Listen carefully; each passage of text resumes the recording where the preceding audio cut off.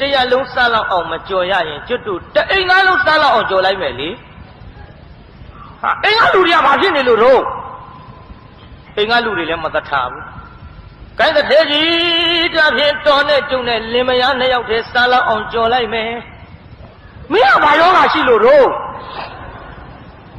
သူကိုယ်သူတော့ယောဂတဲ့ကြီးမရတော့မသက်ထားဘူးမင်းကယောဂတဲ့ကြီးလား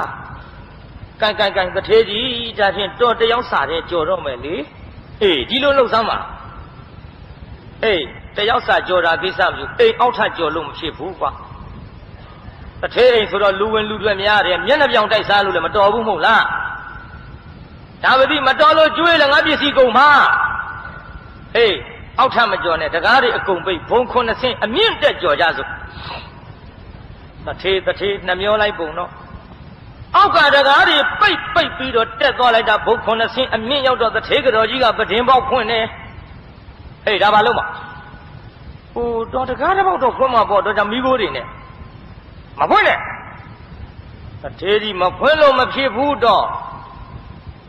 ကမိဖို့ကြောင့်လည်းဝင်ဘူးတာမဟုတ်ဘူးကျုပ်ကချက်ရပြုတ်ရတဲ့မိန်းမမင်းဘာနာလေတုန်းတကားပေါက်ဖွင့်လိုက်တော်ကြကောင်းငင်ကပြန်တောင်းတဲ့ရဟန်းငှက်တွေတွေ့သွားဘဲနဲ့လို့မလို့ဒါကျမ်းဂန်နဲ့ပါတဲ့အတိုင်းပြောတာနော်အတောင်မှမပါဘဲနဲ့ပြန်လို့ယဟန္တာတွေကိုယဟန်းငှက်တယ်ဗျမဖွင့်နဲ့ကဲဒါဖြင့်ကောင်းပြီလေတထေးကြီးတော်လဲအောက်ဆင်းမပြေးရဘူးနော်ကျုံမီးမွှေး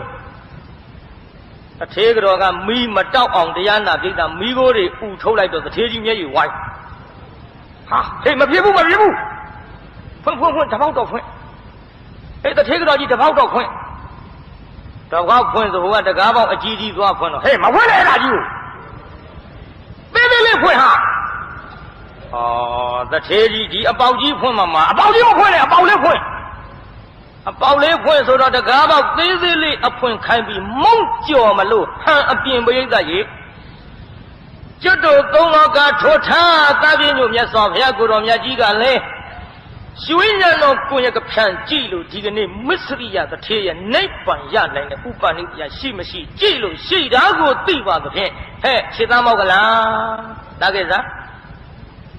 တကောပြစ်ထန်တဲ့ရှင်မောက်ကလားကိုခေါ်တော်မူ၍ခြေသားဒီကနေ့ငါဘုရားဆွမ်းမစားဘူးဟဲ့ဒီကနေ့ငါဆွမ်းမဖုံးပေးဘူး